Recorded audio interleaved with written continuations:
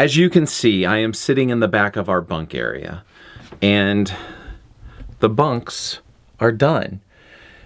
I apologize. It got to the point where I was ready to be done. I was ready to be finished, and we had a trip that was coming up, and I just wanted to get it done, so I did not film.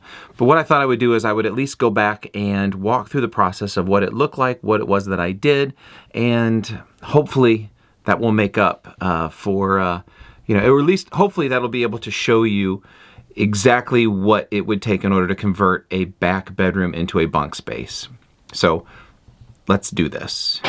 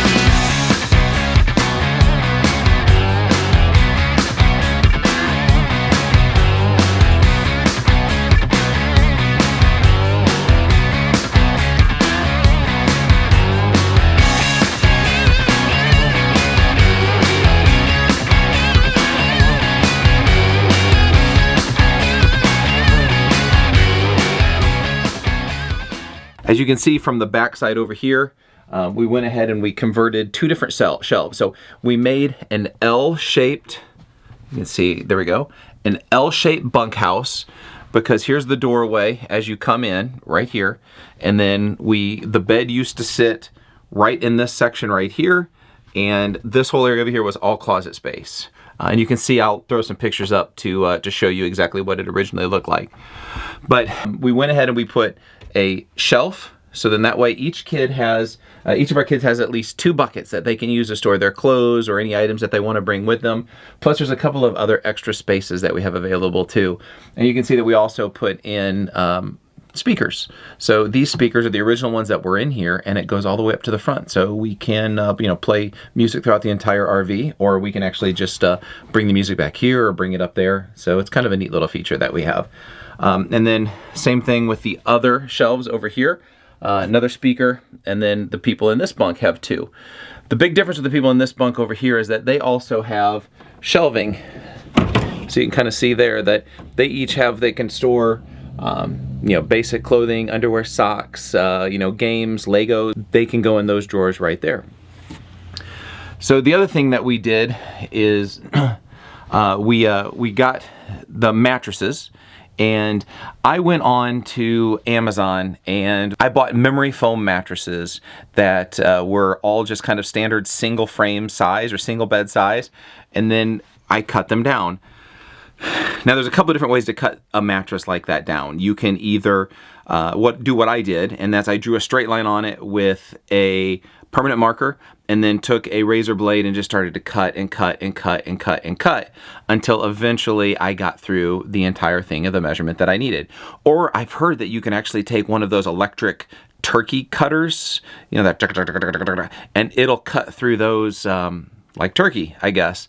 But I didn't want to spend the money on a turkey cutter just when I was only going to be doing 4 mattresses. So if you have a turkey cutter laying around, go to it. But these have been very comfortable. I don't know if I can show you. See, those have the covers on them, but these over here, nope, those have the covers on them too. So the memory foam, it's very easy to cut, and they're very soft. The kids really like these. I believe this is the 6-inch memory foam, and I've actually slept back here a couple of times too, and it's been fantastic. So no complaints on these mattresses at all. Definitely recommend them. Every single bunk, so each kid has their own bunk. These are the smaller bunks here, and we did it that way because we had at the time 2 smaller kids. Now we just have 1 kid, but our 14-year-old is pretty much taller than everybody else in our house, so he has been switching bunks. But These are the longer bunks. These are standard single size bed frames here. These are just a little bit shorter, a little bit more narrow. But if you sleep over here too, you have more functions because you have more storage. But as you can see in these spaces over here, hopefully it looks okay. There we go. One of the things that we did is every single kid has their own charger stand. So that way if they want to watch a movie or if they just want to keep their phone out of the way while they're trying to sleep, they've got that. We also have a fan. There's a fan in every spot and it runs off of USB. And you can see the plugs that we have too, which I would 100% recommend these plugs, because have you ever been in a situation where you don't know where your box is, but you have the cord? Well, now all you have to do is just plug it directly into the outlet. And the cool thing is that it runs off of regular power with the fan. So we're able to save on energy, and the fans work really, really well. Every single bunk space has their own shelf. So that the big shelf right here, that is a flat bar that's just basically a brace from keeping everything from in the back. So you can put your laptop in there, you can put books, anything that's taller, you can put your thermos inside of there. And then up top, if you want to put like watches, and that's just a single shelf up there. Every single bunk space has the exact same shelf inside of it. And we'll show you these here. Whoa, there we go. So every single bunk has the exact same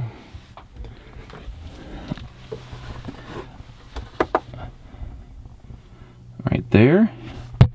And looking over here, so nobody has something that the other one doesn't. The good thing about these is that this one has the daylight that's coming in, and we had to cut the window a little bit in half, but nobody's really seemed to complain about that at all. Oh, the other thing that we had to figure out is how were we going to get individual lights back here? And the only electrical originally came out of that spot all the way there. So we just kind of ran a chain of lights that you can control just by a single button. And these lights are fantastic. I'll show you over here. These are a little bit better to see. I mean, right here, you can dim them. You can make them much brighter.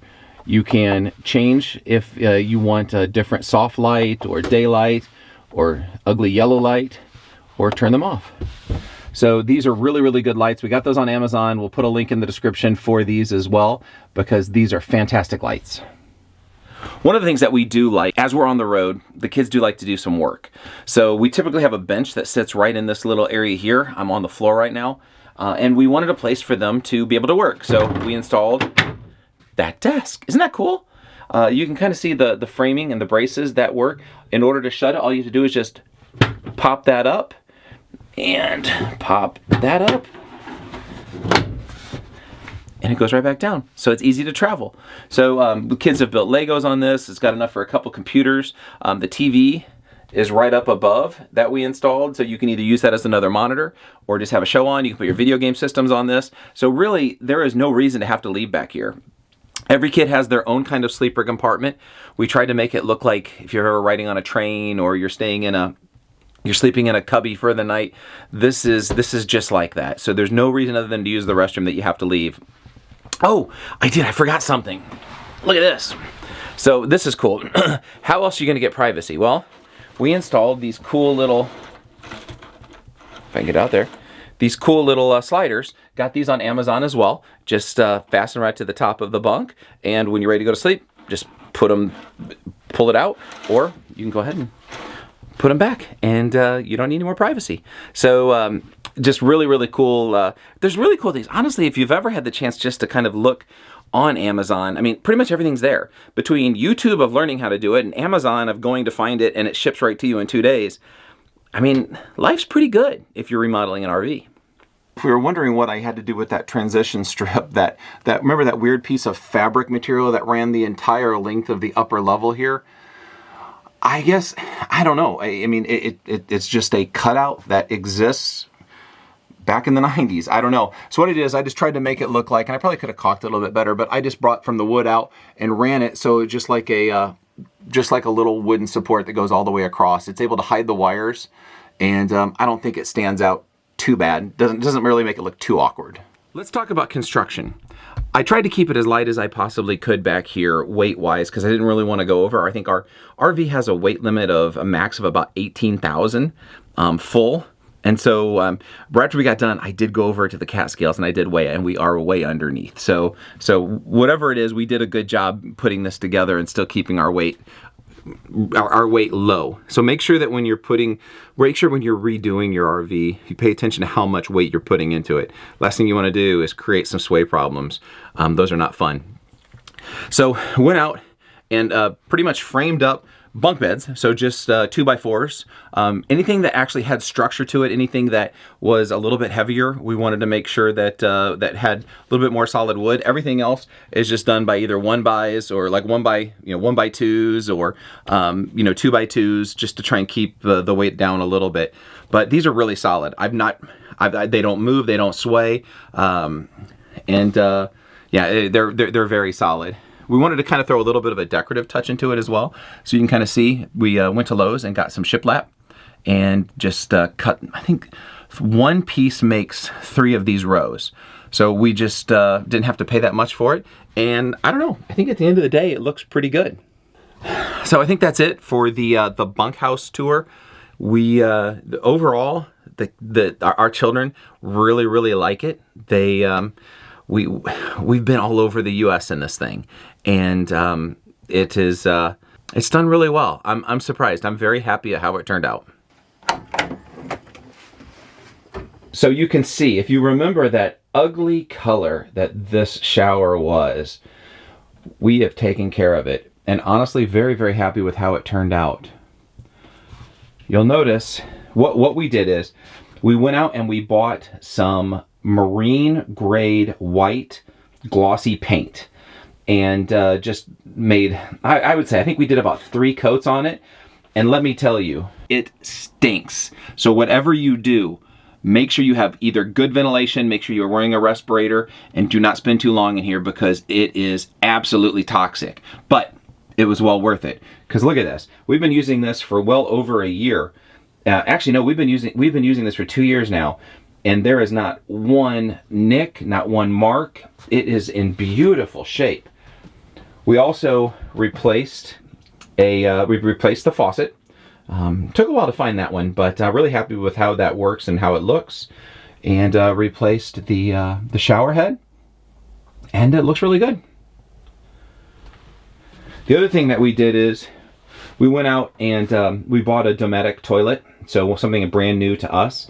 We didn't go with the porcelain, just because I guess we don't mind that it was a little bit, that it cricks a little bit when you're sitting on it.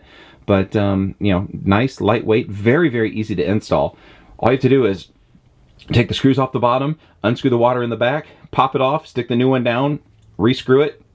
You're done. Very simple.